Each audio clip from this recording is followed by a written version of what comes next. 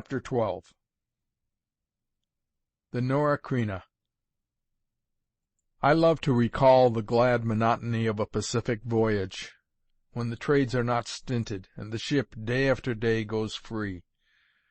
The mountain scenery of trade-wind clouds, watched, and in my case painted, under every vicissitude of light, blotting stars, withering in the moon's glory, barring the scarlet eve, lying across the dawn collapsed into the unfeatured morning bank, or at noon raising their snowy summits between the blue roof of heaven and the blue floor of sea. The small, busy, and deliberate world of the schooner, with its unfamiliar scenes, the spearing of dolphin from the bowsprit end, the holy war on sharks, the cook making bread on the main hatch, reefing down before a violent squall, with the men hanging out on the foot-ropes, the squall itself, the catch at the heart, the opened sluices of the sky, and the relief, the renewed loveliness of life when all is over, the sun forth again, and our out-fought enemy only a blot upon the leeward sea. I love to recall, and would that I could reproduce that life, the unforgettable, the unrememberable, the memory, which shows so wise a backwardness in registering pain, is besides an imperfect recorder of extended pleasures, and a long-continued well-being, escapes, as it were by its mass, our petty methods of commemoration. On a part of our life's map there lies a roseate, undecipherable haze, and that is all. Of one thing, if I am at all to trust my own annals, I was delightedly conscious. Day after day in the sun-gilded cabin, the whiskey-dealer's thermometer stood at 84. Day after day the air had the same indescribable liveliness and sweetness, soft and nimble, and cool as the cheek of health. Day after day the sun flamed, night after night the moon beaconed, or the stars paraded their lustrous regiment. I was aware of a spiritual change, or perhaps rather a molecular reconstitution. My bones were sweeter to me. I had come home to my own climate, and looked back with pity on those damp and wintry zones, miscalled the temperate. 2 years of this, and comfortable quarters to live in, kind of shake the grit out of a man, the captain remarked. Can't make out to be happy anywhere else. A townie of mine was lost down this way, in a coal ship that took fire at sea.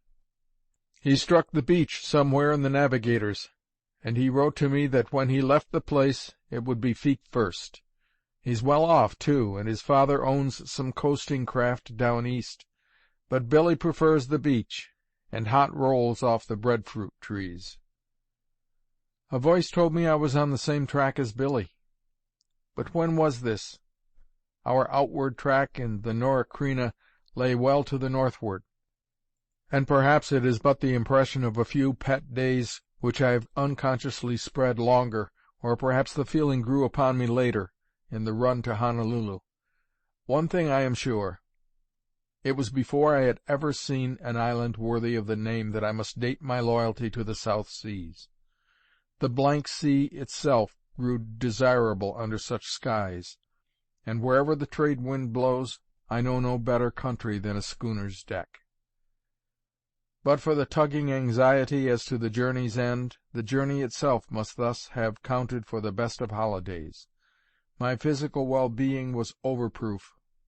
Effects of sea and sky kept me forever busy with my pencil, and I had no lack of intellectual exercise of a different order in the study of my inconsistent friend, the captain. I call him friend here on the threshold, but that is to look well ahead. At first I was too much horrified by what I considered his barbarities, too much puzzled by his shifting humours, and too frequently annoyed by his small vanities, to regard him otherwise than as the cross of my existence. It was only by degrees, in his rare hours of pleasantness, when he forgot and made me forget the weaknesses to which he was so prone, that he won me to a kind of unconsenting fondness.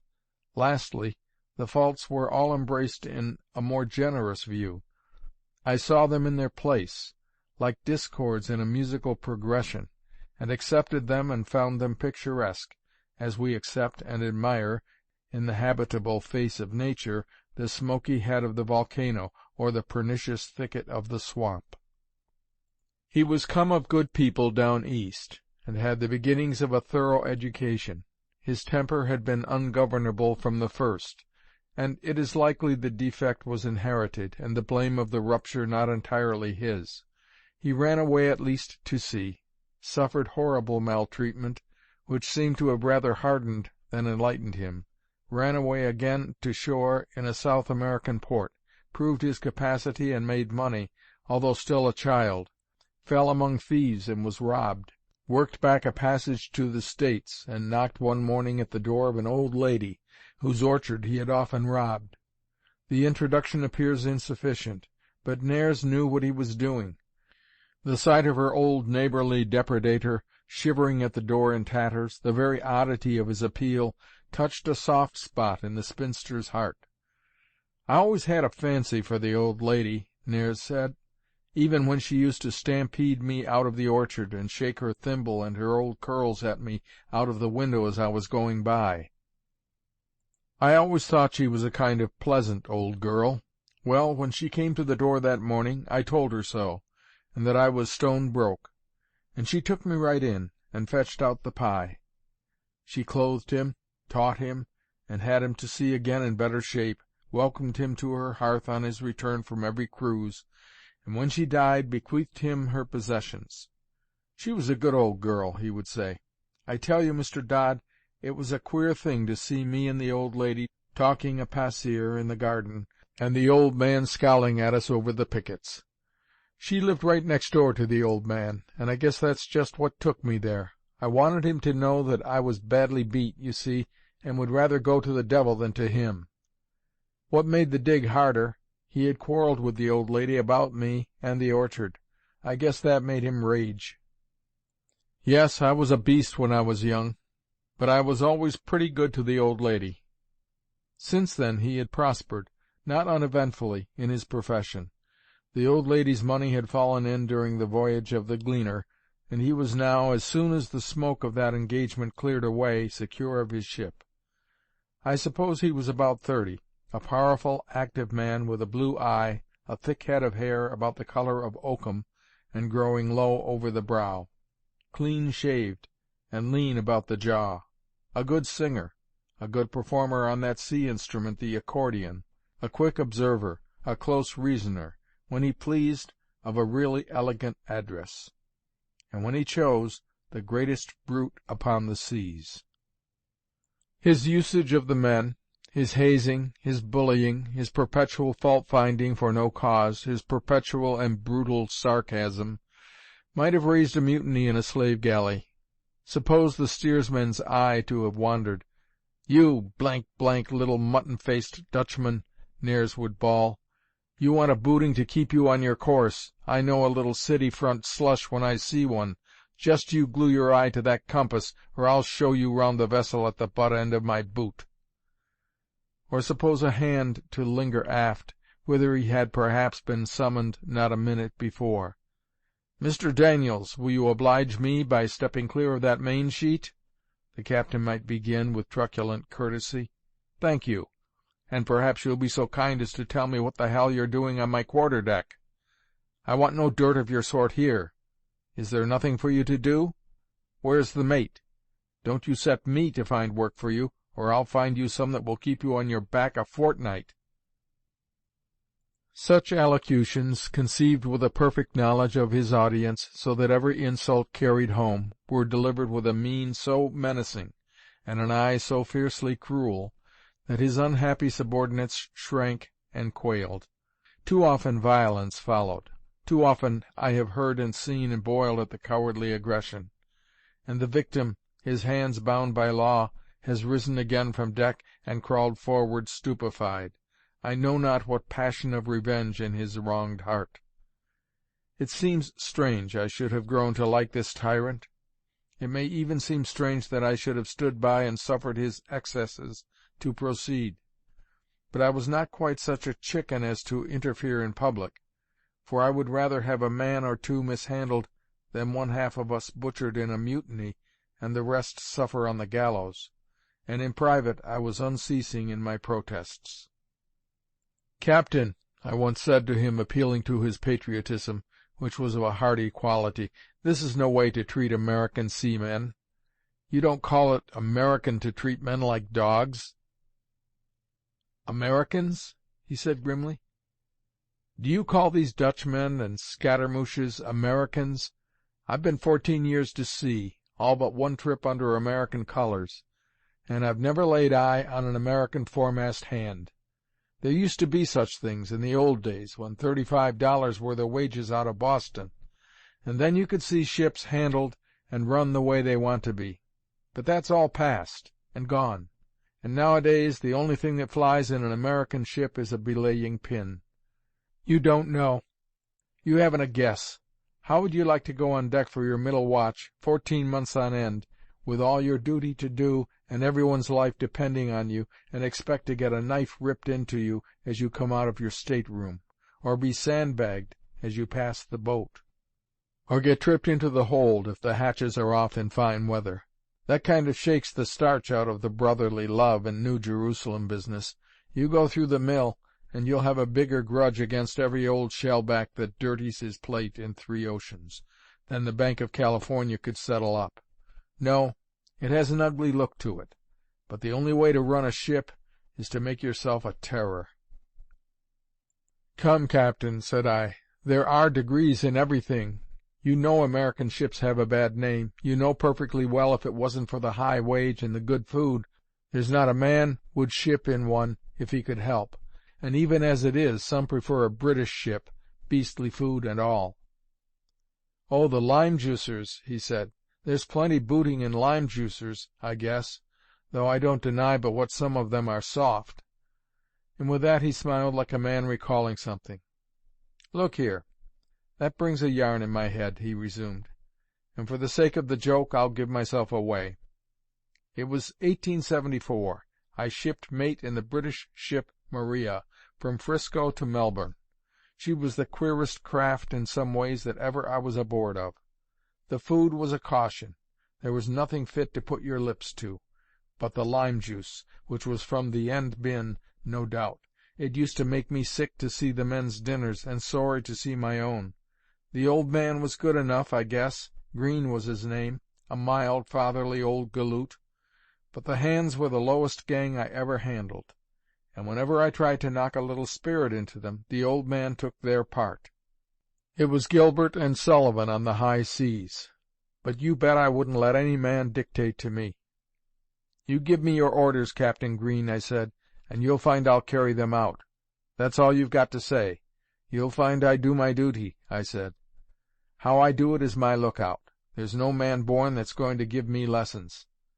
Well, there was plenty dirt on board that Maria first and last. Of course, the old man put my back up, and of course he put up the crew's, and I had to regular fight my way through every watch.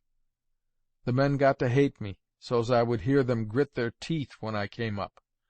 At last, one day, I saw a big hulking beast of a Dutchman booting the ship's boy. I made one shoot of it off the house and laid that Dutchman out. Up he came, and I laid him out again. "Now," I said, "if there's a kick left in you, just mention it, and I'll stamp your ribs in like a packing case." He thought better of it, and never let on.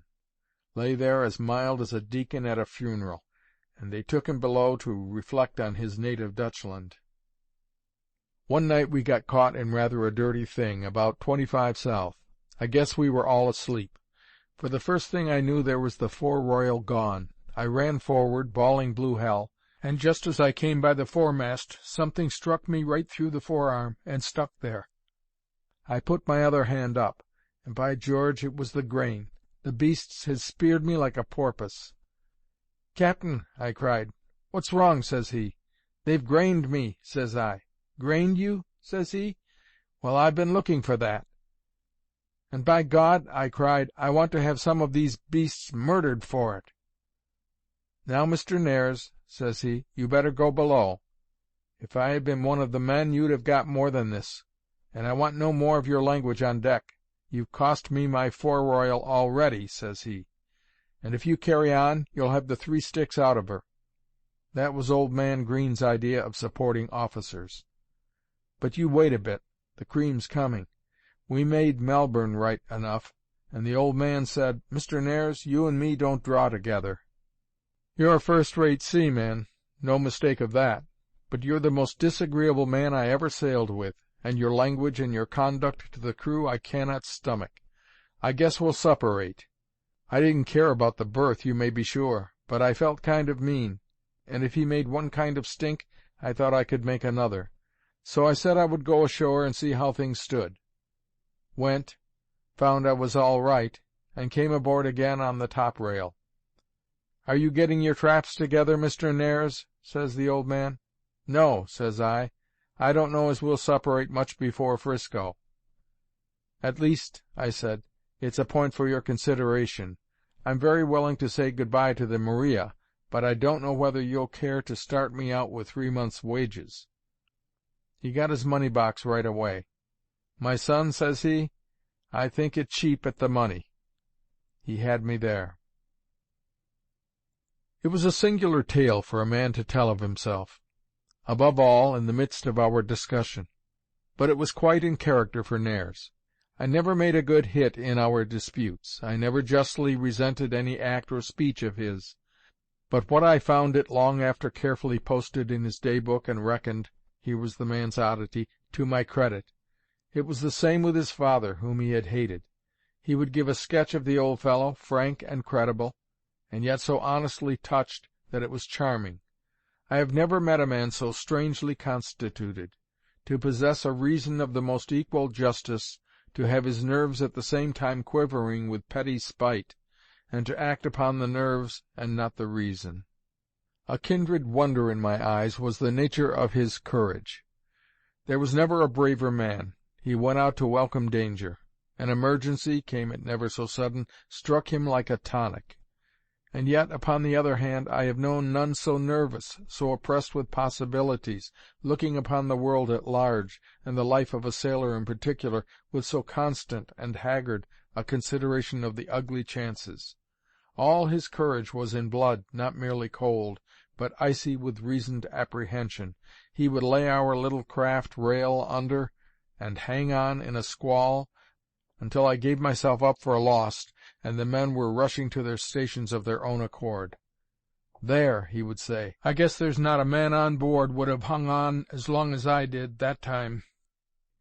They'll have to give up thinking me no schooner sailor. I guess I can shave just as near capsizing as any other captain of this vessel, drunk or sober." And then he would fall to repining, and wishing himself well out of the enterprise, and dilate on the peril of the seas, the particular dangers of the schooner rig, which he abhorred, the various ways in which we might go to the bottom, and the prodigious fleet of ships that have sailed out in the course of history, dwindled from the eyes of watchers, and returned no more. "Well," he would wind up, "I guess it don't much matter. I can't see what any one wants to live for, anyway. If I could get into someone else's apple tree and be about 12 years old, and just stick the way I was, eating stolen apples, I won't say, but there's no sense in this grown-up business. Sailorizing, politics, the piety mill, and all the rest of it. Good clean drowning is good enough for me." It is hard to imagine any more depressing talk for a poor landsman on a dirty night. It is hard to imagine anything less sailor-like, as sailors are supposed to be, and generally are, than this persistent harping on the minor. But I was to see more of the man's gloomy constancy ere the cruise was at an end. On the morning of the 17th day I came on deck to find the schooner under double reefs, and flying rather wild before a heavy run of sea. Snoring trades and humming sails had been our portion hitherto. We were already nearing the island. My restrained excitement had begun again to overmaster me, and for some time my only book had been the patent log that trailed over the taffrail, and my chief interest the daily observation and our caterpillar progress across the chart. My first glance, which was at the compass, and my second, which was at the log, were all that I could wish. We lay our course. We had been doing over 8 since 9 the night before, and I drew a heavy breath of satisfaction. And then I know not what odd and wintry appearance of the sea and sky knocked suddenly at my heart. I observed the schooner to look more than usually small, the men silent and studious of the weather. Nares, in one of his rusty humours, afforded me no shadow of a morning salutation. He too seemed to observe the behaviour of the ship with an intent and anxious scrutiny. What I liked still less, Johnson himself was at the wheel, which he spanned busily, often with a visible effort, and as the seas ranged up behind us, black and imminent, he kept casting behind him eyes of animal swiftness, and drawing in his neck between his shoulders, like a man dodging a blow. From these signs I gathered that all was not exactly for the best, and I would have given a good handful of dollars for a plain answer to the questions which I dared not put. Had I dared, with the present danger signal in the captain's face, I should only have been reminded of my position as supercargo, an office never touched upon in kindness, and advised in a very indigestible manner to go below. There was nothing for it, therefore, but to entertain my vague apprehensions as best I should be able, until it pleased the captain to enlighten me of his own accord.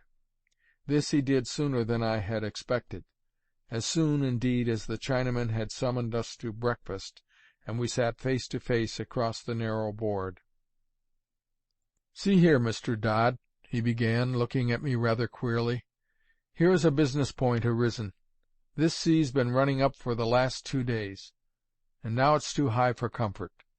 The glass is falling, the wind is breezing up, and I won't say but what there's dirt in it. If I lay her to, we may have to ride out a gale of wind and drift God knows where, on these French frigate shoals, for instance. If I keep her as she goes, we'll make that island to-morrow afternoon, and have the lee of it to lie under, if we can't make out to run in. The point you have to figure on is whether you'll take the big chances of that Captain Trent making the place before you, or take the risk of something happening. I'm to run this ship to your satisfaction," he added with an ugly sneer. "Well, here's a point for the supercargo." "Captain," I returned with my heart in my mouth, "risk is better than certain failure." "Life is all risk, Mr. Dodd," he remarked. "But there's one thing. It's now or never. In half an hour Archdeacon Gabriel couldn't lay her to if he came downstairs on purpose." "All right," said I. "Let's run." "Run goes," said he, and with that he fell to breakfast, and passed half an hour in stowing away pie and devoutly wishing himself back in San Francisco. When we came on deck again, he took the wheel from Johnson. It appears they could trust none among the hands, and I stood close beside him, feeling safe in this proximity, and tasting a fearful joy from our surroundings and the consciousness of my decision. The breeze had already risen, and as it tore over our heads, it uttered at times a long hooting note that sent my heart into my boots. The sea pursued us without remission, leaping to the assault of the low rail. The quarter-deck was all awash, and we must close the companion doors. "And all this, if you please, for Mr. Pinkerton's dollars!" the captain suddenly exclaimed. "There's many a fine fellow gone under, Mr. Dodd, because of drivers like your friend. What do they care for a ship or two? Insured, I guess. What do they care for sailors' lives alongside of a few $1,000s? What they want is speed between ports, and a damned fool of a captain that'll drive a ship under as I'm doing this one. You can put in the morning, asking why I do it." I sheered off to another part of the vessel as fast as civility permitted. This was not at all the talk that I desired, nor was the train of reflection which it started any way welcome. Here I was, running some hazard of my life, and perilling the lives of 7 others. Exactly for what end, I was now at liberty to ask myself. For a very large amount of a very deadly poison was the obvious answer. And I thought if all tales were true, and I were soon to be subjected to cross-examination at the bar of eternal justice, it was one which would not increase my popularity with the court. "Well, never mind, Jim," I thought. "I'm doing it for you." Before 11 a third reef was taken in the mainsail, and Johnson filled the cabin with a storm sail of No. 1 duck, and sat cross-legged on the streaming floor, vigorously putting it to rights with a couple of the hands. By dinner I had fled the deck and sat in the bench corner, giddy, dumb, and stupefied with terror. The frightened leaps of the poor Nora Creina, spanking like a stag for bare existence, bruised me between the table and the berths. Overhead the wild huntsmen of the storm passed continuously in one blare of mingled noises. Screaming wind, straining timber, lashing rope's end, pounding block and bursting sea contributed, and I could have thought there was at times another, a more piercing, a more human note, that dominated all, like the wailing of an angel. I could have thought I knew the angel's name, and that his wings were black. It seemed incredible that any creature of man's art could long endure the barbarous mishandling of the seas. Kicked as the schooner was from mountain side to mountain side, beaten and blown upon and wrenched in every point and sinew, like a child upon the rack, there was not a plank of her that did not cry aloud for mercy. And as she continued to hold together, I became conscious of a growing sympathy with her endeavors, a growing admiration for her gallant staunchness, that amused and at times obliterated my terrors for myself. God bless every man that swung a mallet on that tiny and strong hull. It was not for wages only that he labored, but to save men's lives. All the rest of the day, and all the following night, I sat in the corner or lay wakeful in my bunk, and it was only with the return of morning that a new phase of my alarms drove me once more on deck. A gloomier interval I never passed. Johnson and Nares steadily relieved each other at the wheel and came below. The first glance of each was at the glass, which he repeatedly knuckled and frowned upon, for it was sagging lower all the time. Then, if Johnson were the visitor, he would pick a snack out of the cupboard and stand braced against the table, eating it, and perhaps obliging me with a word or two of his hee-haw conversation. How it was a son of a gun of a cold night on deck, Mr. Dodd, with a grin. How it wasn't no night for panjammers, he could tell me. Having transacted all which, he would throw himself down in his bunk and sleep his 2 hours with compunction. But the captain neither ate nor slept. "You there, Mr. Dodd?" he would say, after the obligatory visit to the glass. "Well, my son, we're 104 miles, or whatever it was, off the island, and scudding for all we're worth. We'll make it to-morrow about 4, or not, as the case may be. That's the news. And now, Mr. Dodd, I've stretched a point for you. You can see I'm dead tired. So just you stretch away back to your bunk again." And with this attempt at geniality, his teeth would settle hard down on his cigar, and he would pass his spell below, staring and blinking at the cabin lamp through a cloud of tobacco smoke. He has told me since that he was happy, which I should never have divined. "You see," he said, "the wind we had was never anything out of the way, but the sea was really nasty. The schooner wanted a lot of humoring, and it was clear from the glass that we were close to some dirt. We might be running out of it, or we might be running right crack into it. Well, there's always something sublime about a big deal like that, and it kind of raises a man in his own liking. We're a queer kind of beasts, Mr. Dodd." The morning broke with sinister brightness, the air alarmingly transparent, the sky pure, the rim of the horizon clear and strong against the heavens. The wind and the wild seas, now vastly swollen, indefatigably hunted us. I stood on deck choking with fear. I seemed to lose all power upon my limbs. My knees were as paper when she plunged into the murderous valleys. My heart collapsed when some black mountain fell in avalanche beside her counter, and the water, that was more than spray, swept around my ankles like a torrent. I was conscious of but one strong desire, to bear myself decently in my terrors, and whatever should happen to my life, preserve my character. As the captain said, we are a queer kind of beasts. Breakfast time came, and I made shift to swallow some hot tea. Then I must stagger below to take the time, reading the chronometer with dizzy eyes, and marvelling the while what value there could be in observations taken in a ship launched, as ours then was, like a missile among flying seas.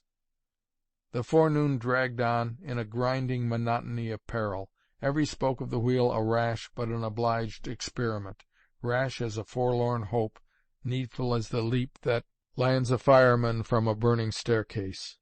Noon was made. The captain dined on his day's work, and I on watching him, and our place was entered on the chart with a meticulous precision, which seemed to me half pitiful and half absurd, since the next eye to behold that sheet of paper might be the eye of an exploring fish. 1 o'clock came, then 2. The captain gloomed and chafed, as he held to the combing of the house, and if ever I saw dormant murder in man's eye, it was in his. God help the hand that should have disobeyed him. Of a sudden he turned towards the mate, who was doing his trick at the wheel. 2 points on the port bow, I heard him say, and he took the wheel himself. Johnson nodded, wiped his eyes with the back of his wet hand, watched a chance as the vessel lunged up a hill and got to the main rigging, where he swarmed aloft. Up and up I watched him go, hanging on at every ugly plunge, gaining with every lull of the schooner's movement, until, clambering into the cross-trees, and clinging with one arm around the masts, I could see him take one comprehensive sweep of the southwesterly horizon. The next moment he had slid down the backstay and stood on deck with a grin, a nod, and a gesture of the finger that said yes. The next again, and he was back sweating and squirming at the wheel, his tired face streaming and smiling, and his hair and the rags and corners of his clothes lashing around him in the wind. Nares went below, fetched up his binocular, and fell into a silent perusal of the sea line. I also, with my unaided eyesight. Little by little, in that white waste of water, I began to make out a quarter where the whiteness appeared more condensed. The sky above was whitish likewise, and misty like a squall.